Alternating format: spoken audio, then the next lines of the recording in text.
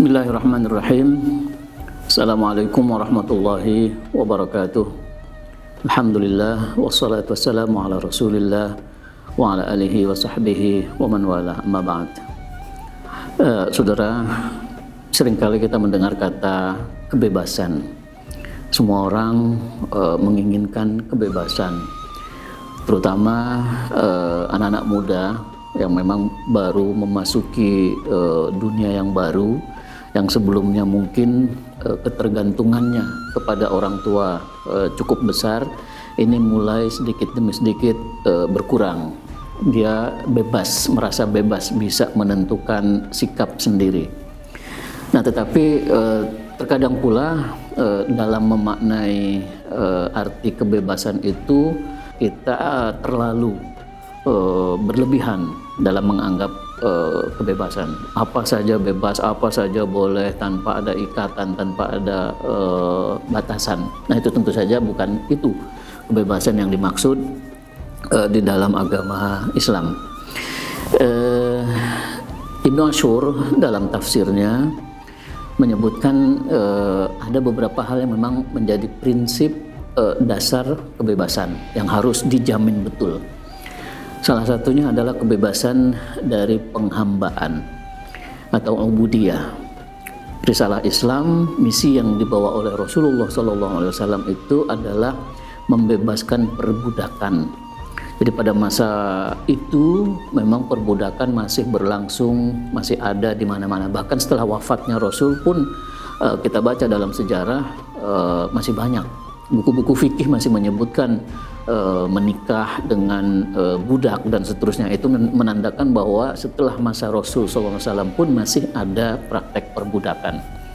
Sekarang mungkin perbudakan boleh dianggap tidak ada atau sangat minim di beberapa negara tertentu.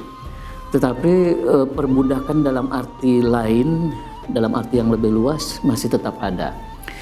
Ketergantungan sebuah bangsa kepada bangsa lain, ketergantungan sebuah komunitas kepada komunitas lain, keterikatan yang bukan pada tempatnya, itu bisa dikatakan juga sebagai bagian dari perbudakan di masa sekarang. Penjajahan walaupun tidak berupa militer, tetapi ada penjajahan ekonomi, ada penjajahan budaya, itu juga bagian dari perbudakan yang harus kita bebaskan. Nah, jika kita merasa ingin hidup bebas, hidup merdeka, merdekakanlah diri kita dari tindakan-tindakan semacam itu. Jangan memaksa orang lain mengikuti budaya kita, atau jangan mau kita dipaksa mengikuti budaya orang lain. Tentu ini harus kita selaraskan dengan nilai-nilai Al-Quran, nilai-nilai Islam. Ketika ada dari budaya dari luar yang masuk ke dalam masyarakat kita dan bersesuaian dengan ajaran agama, tentu itu bukan berarti perbudakan. Nah, yang berarti perbudakan adalah ketika tidak ada keserasian antara budaya yang baru atau pemikiran yang baru itu dengan apa yang diajarkan oleh Islam. Yang kedua, kebebasan yang harus juga dijamin dan kita harus perjuangkan adalah kebebasan berkeyakinan atau kebebasan memeluk agama. Karena Al-Quran sendiri sudah menjamin hak atau kebebasan setiap orang untuk memeluk agama. Allah Subhanahu wa Ta'ala banyak menyebutkan kebebasan itu di dalam antara lain surat Al-Kahfi, kemudian di surat Al-Kafirun, bahwa orang yang mau beriman silakan beriman, orang yang mau memilih untuk tidak beriman, mau kufur, silakan juga mengikuti pilihannya. Tetapi tentu saja tidak begitu saja. Ada konsekuensi. Yang beriman berkonsekuensi apa? Mendapat surga tentu saja, mendapat rahmat Allah tentu saja, mendapat pahala. Dan yang memilih untuk kufur akan mendapat murka Allah Subhanahu wa Ta'ala.